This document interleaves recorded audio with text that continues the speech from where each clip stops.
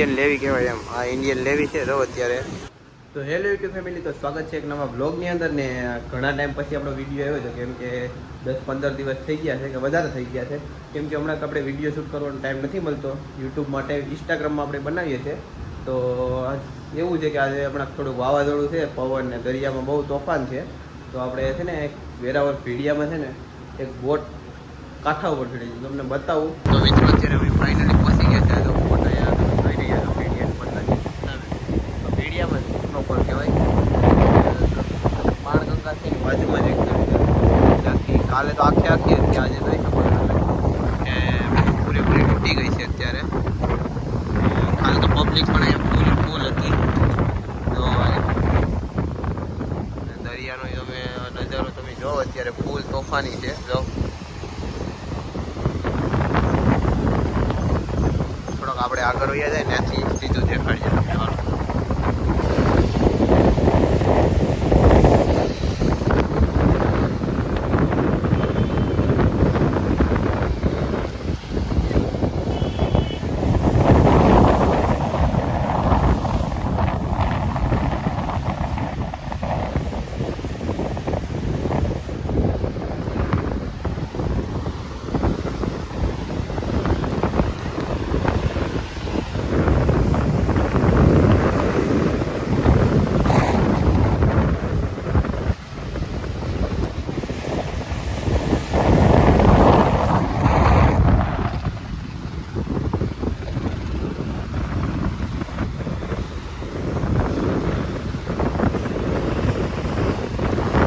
તમે અહીંથી જોઈ શકો છો કેબિન ને બધું છે. કેબિન અંદર ટાંકો ને આવે એ તો કાઢી લીધેલો છે. અંદરની પવન અત્યારે ફૂલ છે મિત્રો.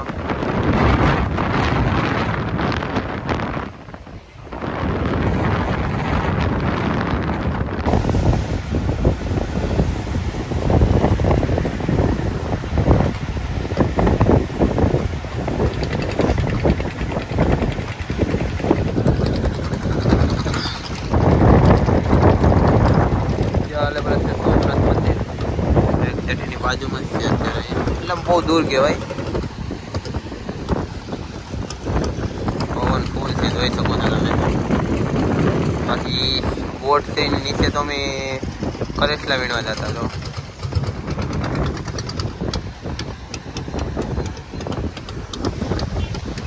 અત્યારે મિત્રો તમે જોઈ લીધી બોટ.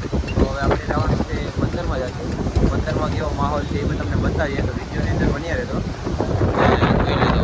કાલે તો એક વિડીયો ઉતાર્યો હતો ને આ જો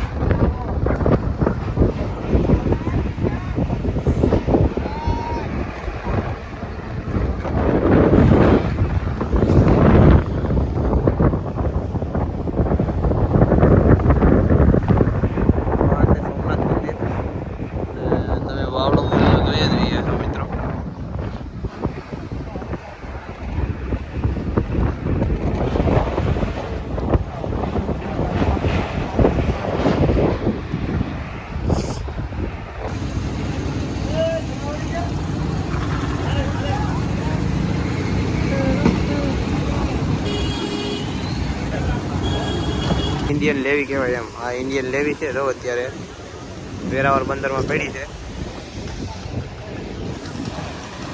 બોટુનો નજારો તમને બતાવું કે ફરતી બોટું જ છે અત્યારે અહીંયા ફાઇનલી. ને બોટુની વસારે અત્યારે અહીં રાખી છે જોઉં તમે અત્યારે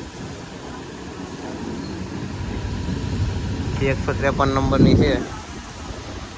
તો મિત્રો અત્યારે આપણે ફાઇનલી બંદરમાં જઈએ એવા વેરાવળ બંદરમાં તમને બતાવી દીધું. આ જોઈ લ્યો અત્યારે આ બંદરમાં બધી બોટો અત્યારે અહીંયા જ છે ને વરસાદનું વાતાવરણ ફૂલ છે. આપણે જવાનું છે સોમનાથ જવાનું છે. તો વિડીયોને આપણે અહીંયા અંત કરી દઈશું. અને તમને ભીડિયા બંદરમાં જે બોટ તૂટી ગઈ તમે જોઈ લીધી. અને આપણે જવાનું છે સોમનાથ. તો પાછા નવા બ્લોગમાં આવશું. અને આ થોડાક ટાઈમની અંદર હવે આપણે છે ને દરિયામાં જવાનું છે. દરિયાનામાં બ્લોગ હવે આપણે આવતા રહેશે. તો સપોર્ટ કરતા રહેજો ને સબસ્ક્રાઈબ કરવાનું નહીં ભૂલતા. તો ચાલો પાછા આવશે નવા બ્લોગ સાથે.